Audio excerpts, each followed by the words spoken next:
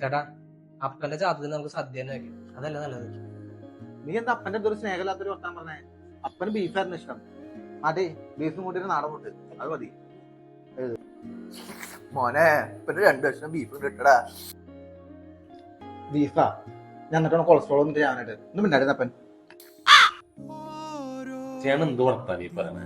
90 വയസ്സായില്ലേ, നീ എന്നിട്ട് കൊളസ്ട്രോള്? കുറച്ച് കോരിട്ട് പൊട്ടിക്ക്. ചാവട്ടെ കോരി കരി. ഒരു മിനിറ്റ് എടാ, കല്ലറ പെയിന്റ് അടിക്കണേ 2000 രൂപ പറഞ്ഞു പുള്ളി. കല്ലറ പെയിന്റ് അടിക്കാനാ? ചേട്ടൻ തപ്പനത് സ്നേഹമില്ലാത്തൊരു സംസാരിക്കണേ. കല്ലറ ടൈലിട്ടാ മതി. എന്തേ മതി.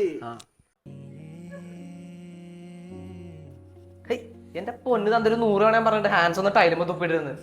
എത്ര വിലയുള്ള സാധനം അറിയത്? എന്താണ് പ്രശ്നം? എന്റെ പൊന്നിട്ട് ഹാൻഡ്സ് ടൈലുമ്പോ തുപ്പിട്ടേക്കണെന്ന്. മോര് പിടിച്ച് ഉറക്കടാ. എന്തായാലും കാര്യങ്ങളൊക്കെ നമ്മൾ ഭംഗിയായിട്ട് തീരുമാനിച്ചു. ഇനി നമ്മളെല്ലാ കാര്യത്തിനും ഒരു സഹകരണം വേണം. നാട്ടുകാരെ കൊണ്ട് അതൊന്നും പഠിപ്പിക്കരുത്. എന്തായാലും അപ്പന് വീട് സ്ഥലത്തിന്റെ വില ഇതെന്ന് നിങ്ങൾക്ക് ആർക്ക് എതിർപ്പില്ലാത്ത എനിക്ക് നന്നായി.